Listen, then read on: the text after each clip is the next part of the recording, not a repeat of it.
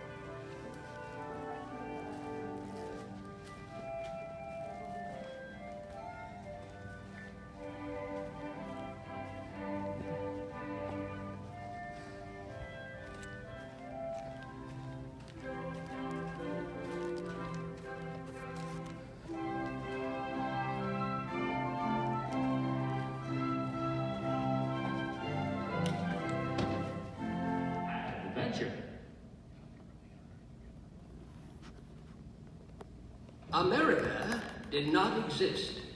4 centuries of work, bloodshed, loneliness, and fear created this land. We built America, and the process made us Americans. A new breed, rooted in all races, stained and tinted with all colors, a seeming ethnic anarchy. Then, in a little time, we became more alike than we were different. A new society. Not great, but fitted by our very faults for greatness. Excuse me, Mr. Twain. What's that? Perhaps you recognize those inspiring words from one of America's great writers. No, Dr. Franklin, I don't recall writing anything like that. Oh my, of course not. They're from the pen of John Steinbeck, back in the 20th century. Why, it seems he has nearly the same spirit as the founding fathers themselves. Well, listen to the proud elder statesman. Mr. Twain, pride is one of our national passions. Even those who overcome it are proud of their humility. Easy now. I was born honest. Fortunately, it wore off. Dr. Franklin is our genuine American antique. I suppose our story begins with you. Actually, it started long before even my time. It started when dreams and visions of a new world were shrouded in the myths and legends of an old world. Finally, through the And for these people who dream to be free, so stand by the mainsail, the fierce storms will race. Aloft with deep mates, our King Neptune will face. You think that these landlubbers never would last? This cargo of pilgrims, 12 feet for the mast. It's land ho, we hearties, at last we arrive, and praise be to God, nearly all have survived.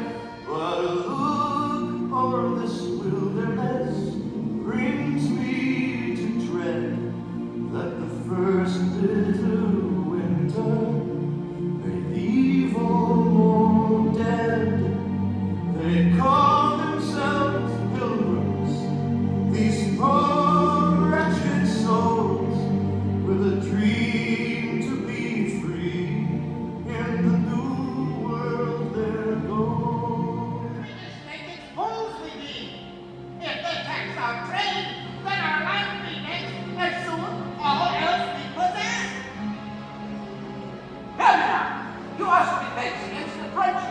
the Indians. Should too much help pay for it? Parliament's colonial policy is both arbitrary and unjust. That's nonsense. The same teeth that cost you 3 shillings a pound costs us 6. First, we spoke out with our voices. Then we spoke out with action. With a growing defiance that led to the Boston Tea Party. Hear ye! Hear ye! By royal proclamation, His Majesty King George III... Glass all over the floor, Dr. Franklin. It seems one stroke of this pen brings 2 changes from Congress. I told you John Adams should have written this.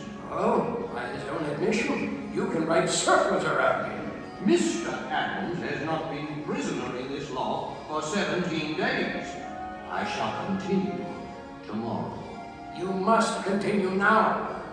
Thomas, it is difficult to make 13 clocks chime at the same time, but we must carefully justify this separation. Dr. Franklin, while you slept soundly through the meeting this afternoon, we did manage to justify separation.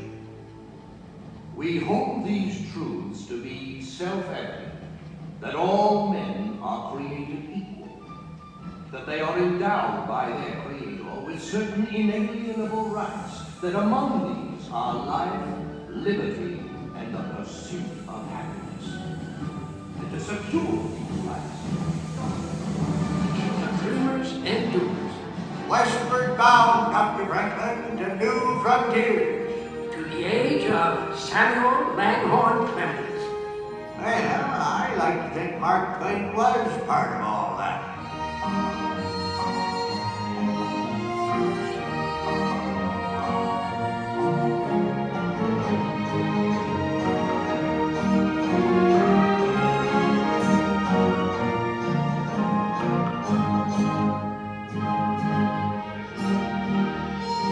Yes, sir, Dr. Franklin.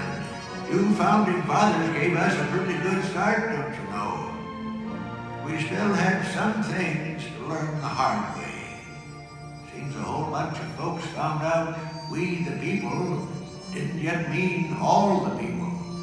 Folks like Frederick Douglass. Even amidst the cricket song here along Mark Twain's beloved Mississippi, I hear the noise of change and the crack of the whip. Yet, there is hope. Hope born from the words of Harriet Beecher Stowe. Words.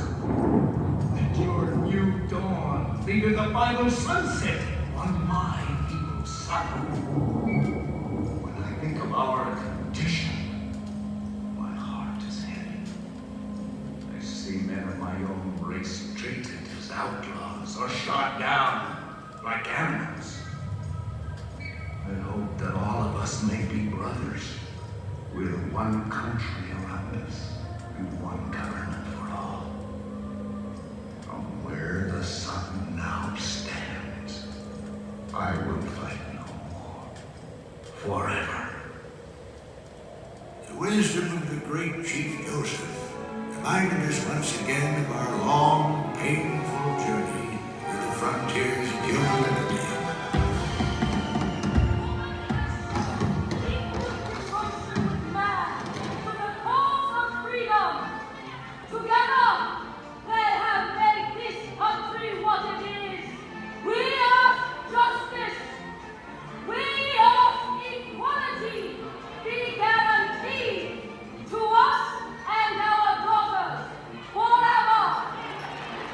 Well, here we are, back in the heat of Franklin's Philadelphia again. We're 100 years old today. We came a long way in that first century. Like Susan B. Anthony, we're still speaking out. And why shouldn't we, Mr. Twain? As Tom Edison said, discontent is the first necessity of progress. Edison, afraid I don't place a name. Edison's that young phonograph inventor. Why, this great hall is filled with new inventions. Aye, Mr. President. But it won't last if the timber thieves have their way. John, you may be right, but the country's growth is putting a tremendous demand on our resources. Any fool can destroy trees. Why, for more than 3,000 years, God has cared for our giant sequoias, saved them from drought, disease, avalanches, and floods. But He cannot save them from food. Now, John, you know I can't ask lumbering to stop completely. All I ask is that we stop massive destruction. What will our children inherit? Seedlings? Of course not. I realize we're not building this country for a generation alone. I know we've got to expand our parks.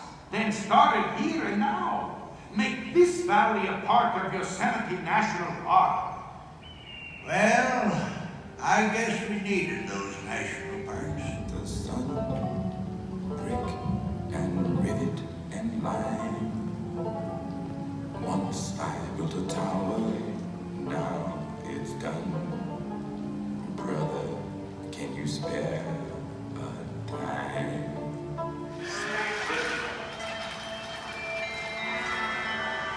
Well, Rosie, think you'll ever get this overtop back in the fight? We'll sure try, Sailor. Hey, what did you fellas do? Let the whole Nazi fleet use your target practice? Yeah, no wonder they got us working double shifts. Great way to celebrate the holidays with our guys over there. Cheer up, King. Maybe we'll all be together by next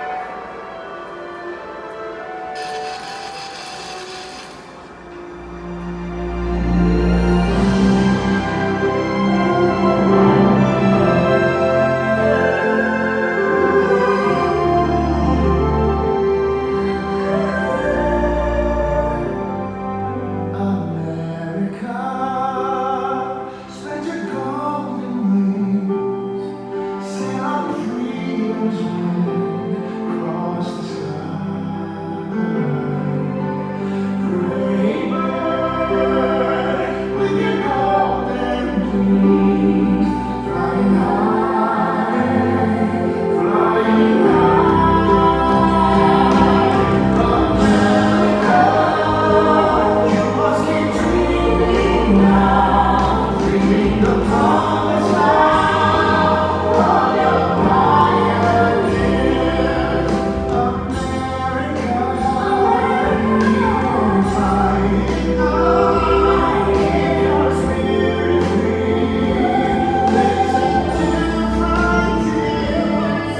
And so, my fellow Americans, ask not what your country can do for you, ask what you can do for your country. My fellow citizens of the world, ask not what America will do for you, but what together we can do for the freedom of man.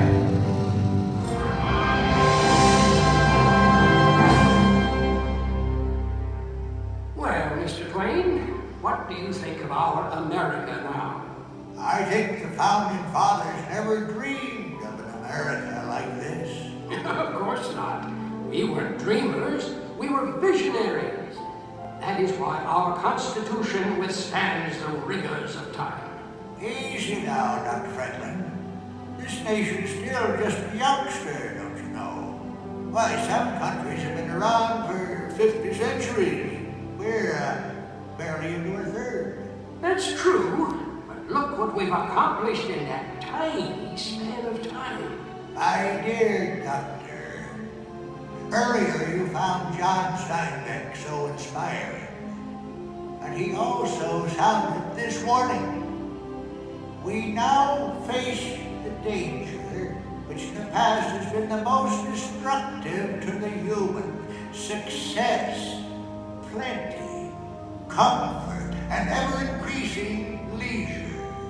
No dynamic people has ever survived these dangers. I may have invented these bifocals I'm wearing, but I can assure you they are not rose-colored. Mr. Twain, the golden age never was the present age, but with human liberty, we can fulfill the promise and meaning of America. To everyone a chance, believed Thomas Wolfe.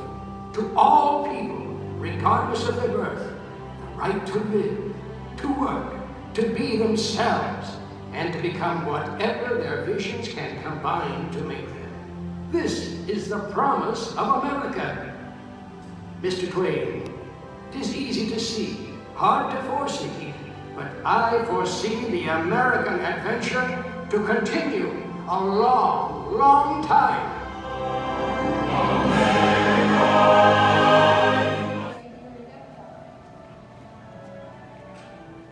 So since they asked for no recording in that, I only recorded little bits and pieces here. But I hope you enjoyed it. And again, they remind you to social distance when you exit, and there's plenty of hand sanitizer here at the exit as well. Thanks for watching my video. Bye.